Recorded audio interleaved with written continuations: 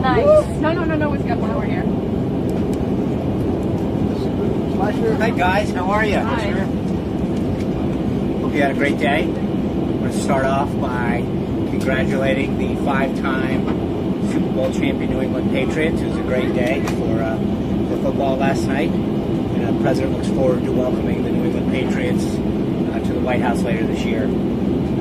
As you know, during the weekend, the President spoke to 4 world leaders. On Saturday, he spoke with Italian Prime Minister Gentiloni, during which they discussed strengthening cooperation around a large range of shared interests. The President also agreed to attend the G7 meeting in May, where he looks forward to meeting with the Prime Minister on the sidelines. Also on Saturday, the President spoke with Ukrainian President Poroshenko, addressing a variety of topics, including Ukraine's long-running conflict with Russia. They also discussed plans for an in-person meeting in the future.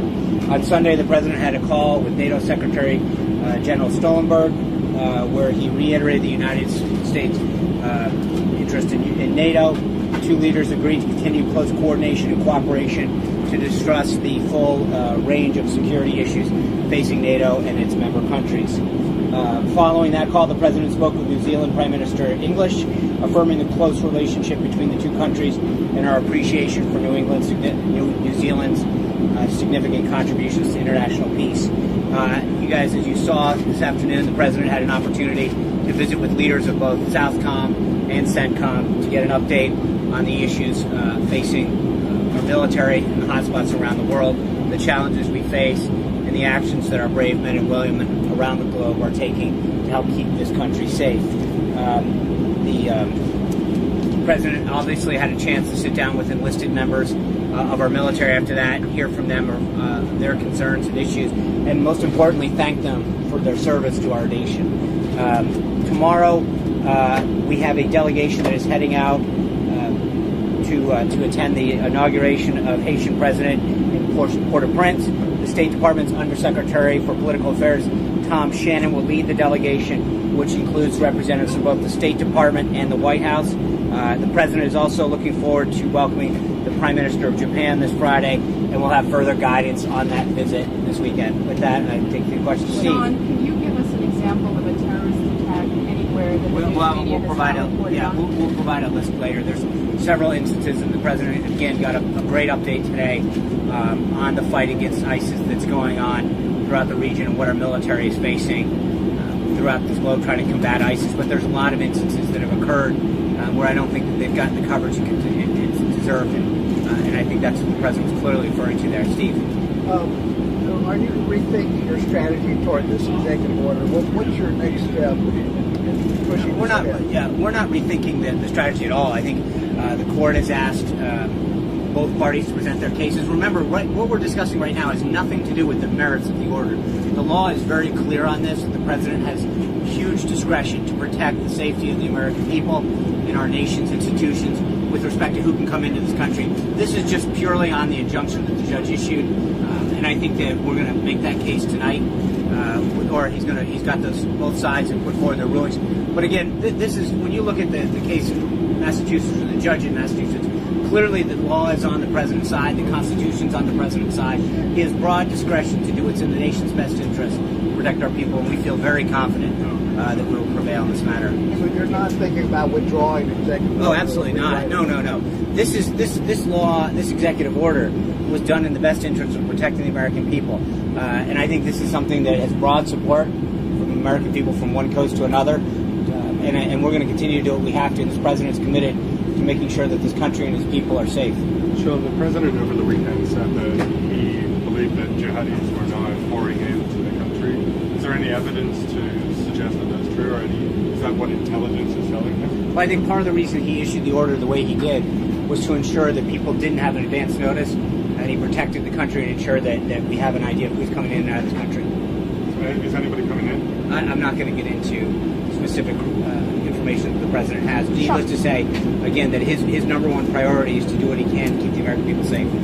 John Yoo, who was, obviously a major figure in the Bush administration, who spoke about was a big proponent of executive authority, today wrote in the New York Times about his concerns about the way that the new administration is taking action.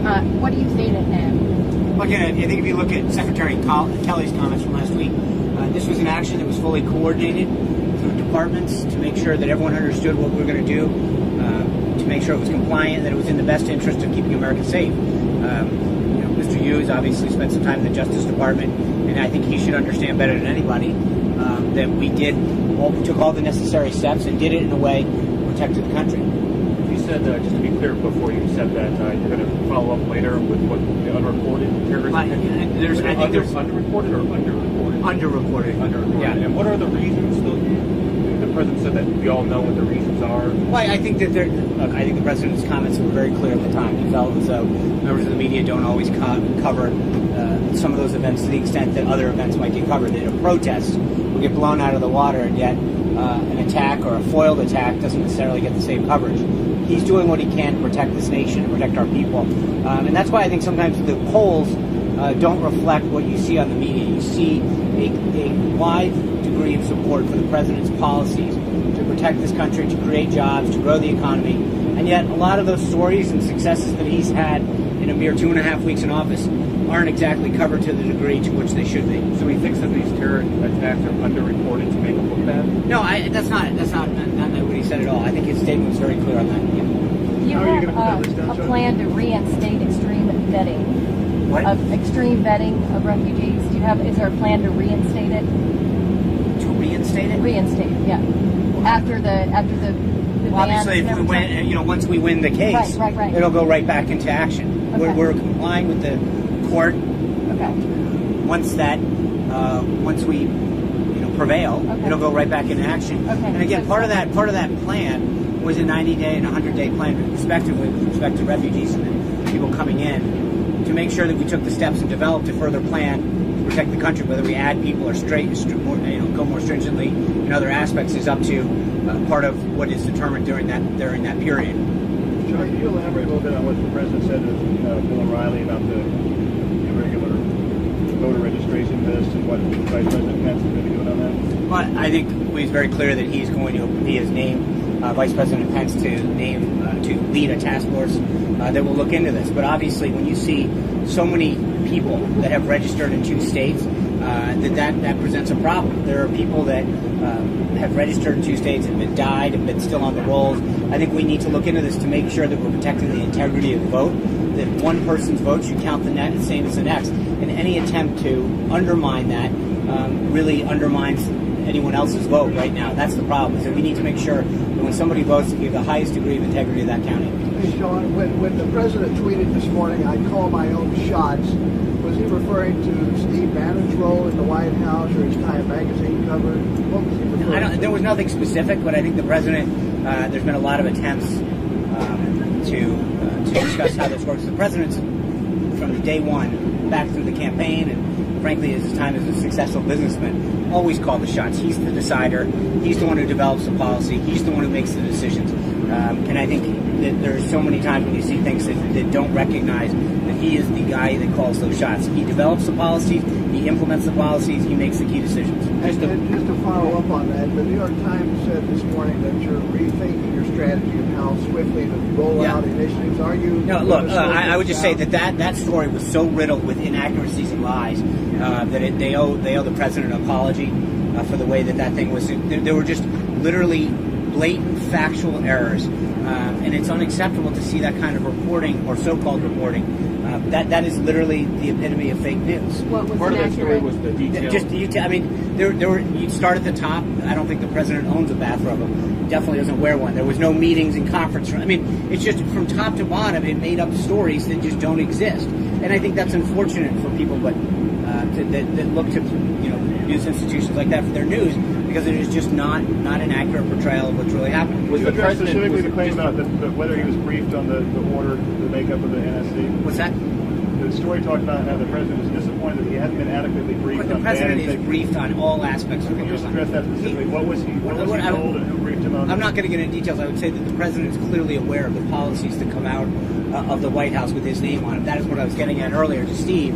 The president's, when it comes to decisions and policy, it's the president who leads, the president who tells us how to implement it. Thank you guys very much. Enjoy the landing. One more question, Real Sean. quick. Thanks, Sean. All right.